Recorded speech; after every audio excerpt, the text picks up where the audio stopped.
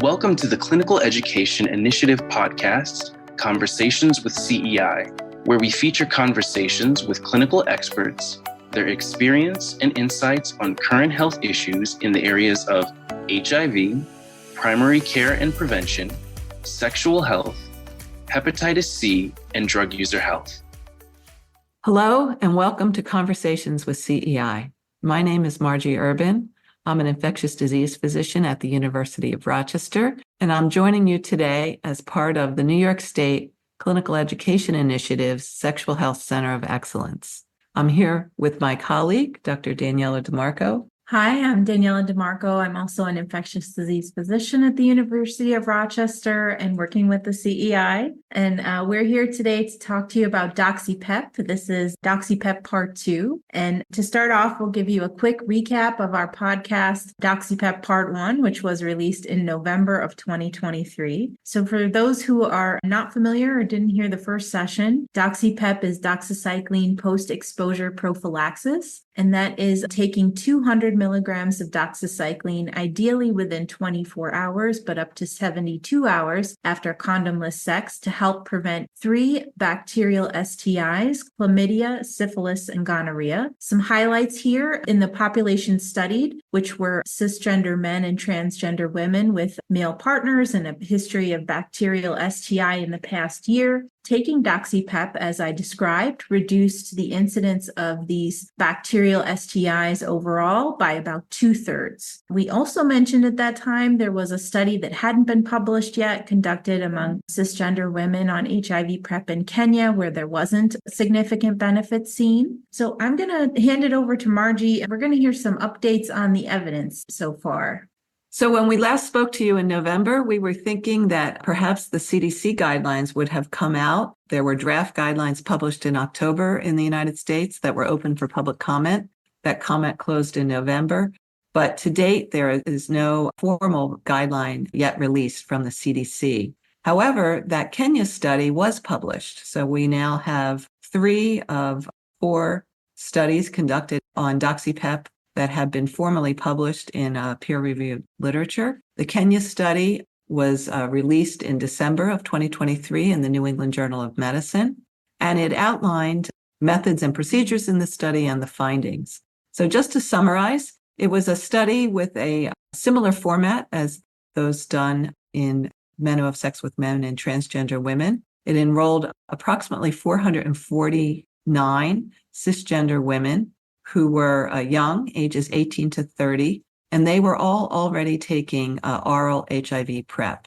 They had a fairly high rate of baseline STIs of about 18%, although the STIs differed than those seen in the studies conducted on men who have sex with men and transgender women. Here in Kenya, most of the STIs were chlamydial infections. There were fairly low rates of syphilis infections. Gonorrhea was also lower than chlamydia and is known to be highly resistant to tetracycline in this location. They did have a high rate of incident STIs of approximately 25 per 100 person years in the Doxy group and 29 per 100 person years in the standard of care group. And just to mention, this is a randomized controlled trial, so those who were entered either found themselves placed in the group to receive doxycycline as PEP or to receive standard of care, which meant testing for STIs every 3 months. And if the STI was found, then of course you would have treatment of whatever STI was found. And unfortunately, and really I think a bit surprisingly for most in the field, there was no difference seen between the 2 groups when the outcomes were evaluated. So we knew most of that from the oral presentations that were given at the retrovirus meetings at CROI in February of 2023, but the publication did fill in some details for us. And some of that was a reporting on detection of doxycycline levels in hair samples of a sample of 50 of the 449 participants. So those were randomly selected, and in those 50 participants, they detected doxycycline in only 29%. So a relatively low exposure of doxycycline in that randomly selected group of 50 individuals. So the first question I had when I heard that report was that there were low levels of doxycycline detected. This is an intermittent dose medication that you take as needed. So it would be important to know how long doxycycline persists in the hair to know how valuable that is at measuring levels. It's not like you're measuring a level of something you take every day. And it was reported that it would be expected for doxycycline to persist for about a month. So it's assessing the use of doxycycline over the prior month. So one possibility, I guess I'll throw it back to you, Daniela. Why do we think this didn't work in cisgender women to prevent STIs? Is one possibility that not enough people utilized it to really see an effect. I think that's a possibility. I think to blame the entire lack of effect on adherence would be a leap at this point. I don't think we have enough evidence to say adherence was the primary issue in lack of a effect difference between the two groups. There are certainly still the considerations of whether there could be differences biologically, or there are different concentrations needed to be maintained for certain time periods, and maybe those differ between people assigned male and people assigned female, or at different anatomic sites. I don't think we have a great understanding of that yet, but from an early pharmacologic study, we do see that you should be able to attain the right levels of doxy in the different anatomic sites, at least an in vitro assessment to prevent these STIs. The other question is whether gonorrhea resistance played a role here. And I think the gonorrhea resistance here at baseline is similar to what was seen in France, where they still saw benefit to Doxy-PEP. So I don't think we can blame that either. You did mention earlier they have a different prevalence of these STIs compared to what is seen in the US. And so does that play a role? Not entirely clear. I think there's a lot of unanswered questions.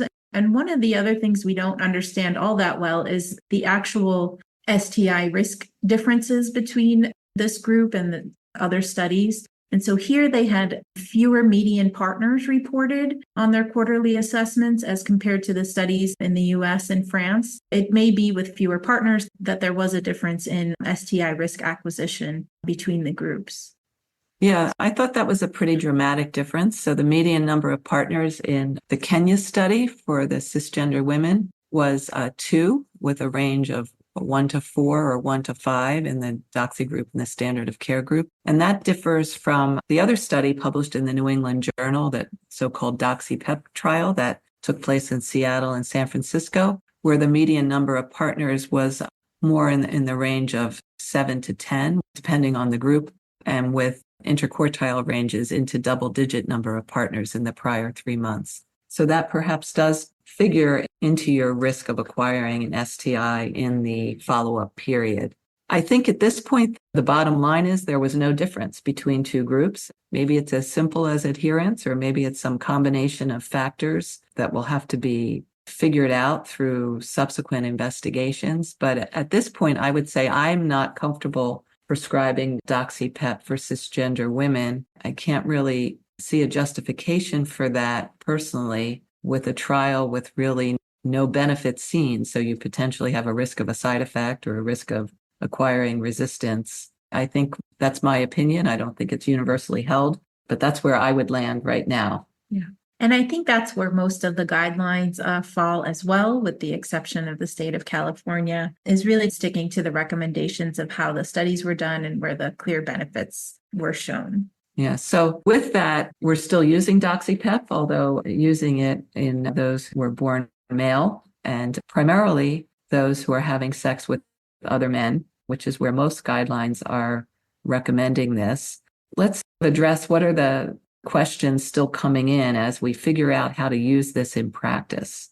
Right. So we get some questions about this, even from the CEI line, but also directly from our clinic as well. So a couple of hot topics in terms of questions about how to address STIs that occur on Doxy-PEP are what treatments to give, or are the tests reliable when you're trying to make a diagnosis? Margie, any updates from that standpoint? I'm so far sticking with the CDC recommendation that if you're exposed to an STI, but you took Doxy-PEP, since this was about 2/3 effective, it was 1/3 not effective, I'm just going ahead and treating preemptively for that exposure rather than waiting for the STI to develop.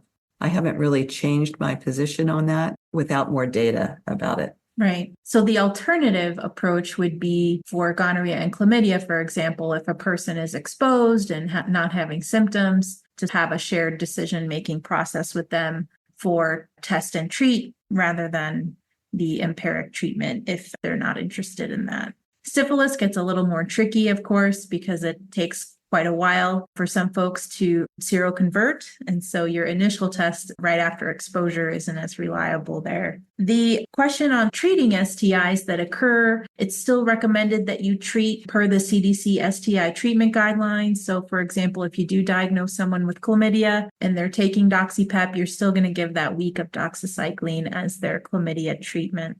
I think we've had a couple questions about people who are taking doxycycline for acne and how do you handle that? That's generally a 100 milligram dose daily. And I think all of the guidelines follow the recommendation for Doxy-PEP to never exceed 200 milligrams in a 24-hour period. So how would you advise someone if they're already on doxycycline as acne medication? Right. It's an interesting situation. Depending on the dose that they're taking, Doxy-PEP might just not be a great option for them because they would exceed the recommended daily dose. Alternatively, if the timing of their dose is such that it does occur within 24 hours after their sexual encounter, they could add an extra 100 milligrams to that to make up the 200 milligrams after sex. So it would involve a little bit of juggling and keeping tabs on dosing to make sure you don't exceed that recommended daily dose.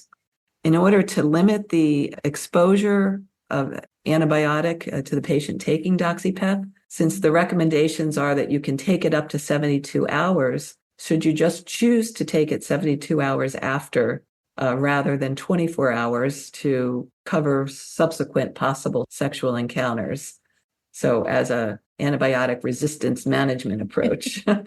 We don't know the answer to that. That's one of the questions about the DPEP Kenya study, is whether or not taking it within 72 hours was maybe not as great for those folks as taking it within 24 hours. So at least for now, I would stick to how the studies approached it and ideally take it within 24 hours. And then maybe you are taking a few days of doses, but it seems like sticking to the study for now, the evidence that we know seems like the best approach. I've also been asked if patients who are prescribed Doxy-PEP and get a prescription that has 60 pills, if they can use the Doxy-PEP and can they share that with their partners? Yeah. Interesting question. And we've seen that folks also have reported sharing their HIV PrEP medications as well. I think it's important to ensure that for folks taking Doxy-PEP, that they are getting quarterly STI testing because we know it's not 100% effective. And so for now, it doesn't seem like that's the greatest option for all parties involved. And probably each person really needs their own healthcare provider engaging them in that quarterly testing and ongoing maintenance of Doxy-PEP.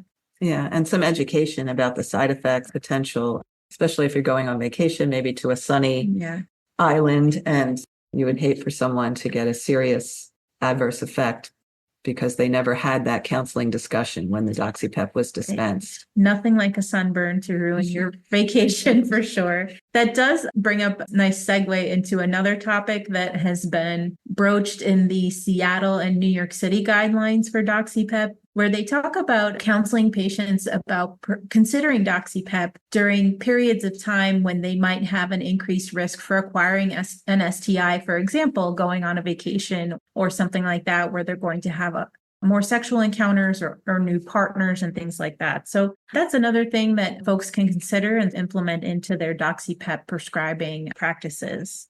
That reminds me of the phrase that was used when HIV PrEP came out, of seasons of PrEP, of you might need PrEP at certain points in your life, but not at other points. Right. And a similar mindset here. Yeah, I think the same principles apply here as well.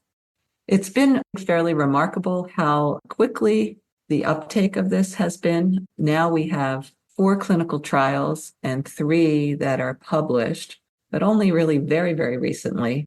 And we have a plethora of guidelines and policies that are publicly available on the web, most published by departments of health, either city or state. And as I mentioned earlier, we're awaiting the CDC guidelines. So really a pretty rapid implementation, even before the complete formal publication of the data. and a pretty robust pipeline where we're going to get more information. I, for one, am hoping for more information so we feel a little more sure of what's the best way to implement to provide the greatest benefit to the greatest number of people, hopefully to provide some benefit for those who have really the most complications from STIs, which are those who are cisgender women, and hopefully to give us the least ill effect, specifically concerned about antimicrobial resistance. We really hope we can implement this in a way that we don't promote any significant resistance. That's a great point, Margie. I think we have a few studies ongoing that will hope to answer some of these questions, including Doxy-PEP and PrEP studies in Canada, combo PEP study going on in the US that looks at HIV PEP and Doxy-PEP, and also really waiting on the publication of DoxyVac, which also will give us some information about meningitis or meningococcal B vaccination to potentially prevent gonorrhea, waiting for more information on that. And then, of course, the CDC Doxy-PEP guidelines. Considering all the evidence that's come out since our last podcast and now, we haven't really seen anything that leads us to change our existing New York State Doxy-PEP guidelines, which are recommending Doxy-PEP for cisgender men and transgender women with male partners who've had a bacterial STI in the last year and are at ongoing risk for STI acquisition. And also to consider Doxy-PEP on a case-by-case basis for cisgender men with partners assigned female at birth and a history of bacterial STIs in the last year, potentially offering some secondary or indirect benefit to those female partners. I think that's a good place to end. We're going to be talking about Doxy-PEP for probably a few years as these subsequent trials play out. Hopefully, it really is a tremendously successful intervention that can help us curb the STI epidemics. So with that, we'll leave you and join us for the next episode of Conversations with CEI. Thank you. Thank you for tuning in. Join us next time for a new episode of Conversations with CEI. Visit us at ceitraining.org and follow us on CEI social media platforms.